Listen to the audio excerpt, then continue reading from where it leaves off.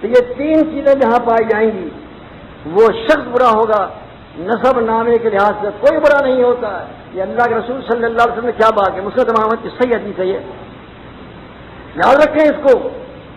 یہ برائیاں نکالیں، زبان درازی ہو دل کو نکال کے پھینک دیں، منہ پھٹ نہ ہو، کسی کے ساتھ بے ادبی سے پیش نہ آئیں، اور فحش باتیں نہ کریں، بے شرمی کی باتیں۔ حیا بہت بڑی چیز ہے، ان الحیا من الایمان، حیا تو ایمان کی شاخ ہے، صحیح بخاری حدیث ہے، اور صحیح بخاری حدیث ایک اور ہے،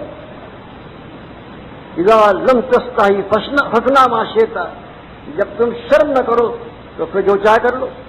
یعنی مطلب جو شرمدار ہوتا ہے، غیرت دار ہوتا ہے، وہ بچتا ہے بری باتوں سے، اور جو بے شرم ہو جائے تو پھر اس کو کیا ضرورت ہے کہ بچے گناہوں سے، اس کی غیرت اس کے نزدیک کوئی چیز ہی نہیں، وہ بغیرتی اختیار کر لیتا ہے۔ لہٰذا حیا جو ہے وہ ایمان کا ایک شعبہ ہے، اور یہ برائیوں سے بچانے والی، اگر حیا نہیں آئی ہم میں تو برائیوں سے بچانا مشکل ہو جائے گا۔ لیکن تین چیزوں پر نگاہ رکھیں آپ کہ زبان درازی چھوڑ دیں، منہ پھٹ کر بنیں، بڑوں کا ادب کریں، ایسی اشتعال انگیز بات نہ کہہ دیں کہ تبلیغ کا اثر زائل ہو کر رہ جائے،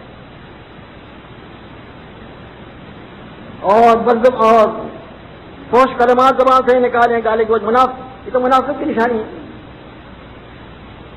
کہ وہ فحش کلمات زبان سے نکالتا ہے، اور بخیل نہ بنے، فراغ دلی کے ساتھ خرچ کے چلے جائے اللہ کے راستے میں، جتنا آپ دیں گے اللہ تعالیٰ آپ کو دے گا، یہ تو قرض حسنہ ہوتا ہے۔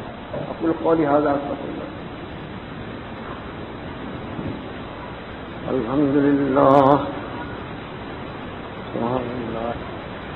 یا ایھا الذین آمنوا اتقوا اللہ حق تقاتہ ولا تموتن الا وانتم مسلمون۔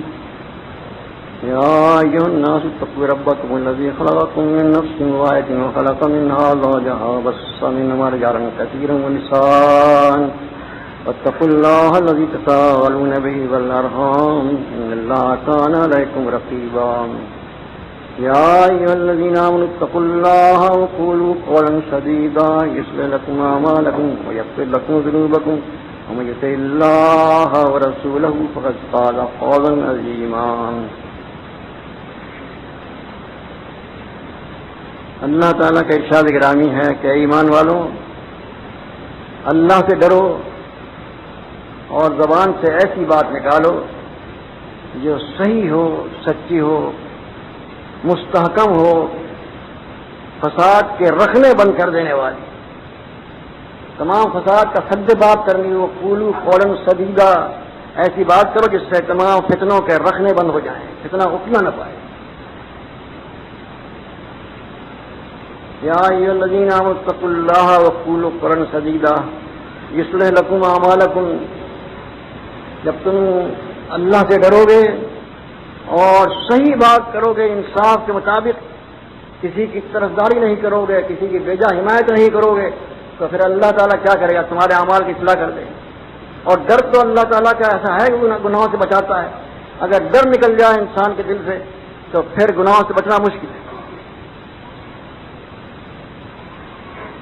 اور زبان جو ہے اس کو صحیح طور پر استعمال کیا جائے، یعنی وہی بات جو پہلے خطبے میں گزری ہے کہ منہ پھٹ نہ ہو آدمی، زبان دراز نہ ہو، ایسی بات نہ کہے جس سے فتنہ کھڑا ہو جائے، ایسی بات نہ کہے جس سے اشتعال پیدا ہو جائے۔ یہ اس میں بھی اللہ تعالیٰ نے ایک لفظ میں تمام چیزوں کو گھیر دیا۔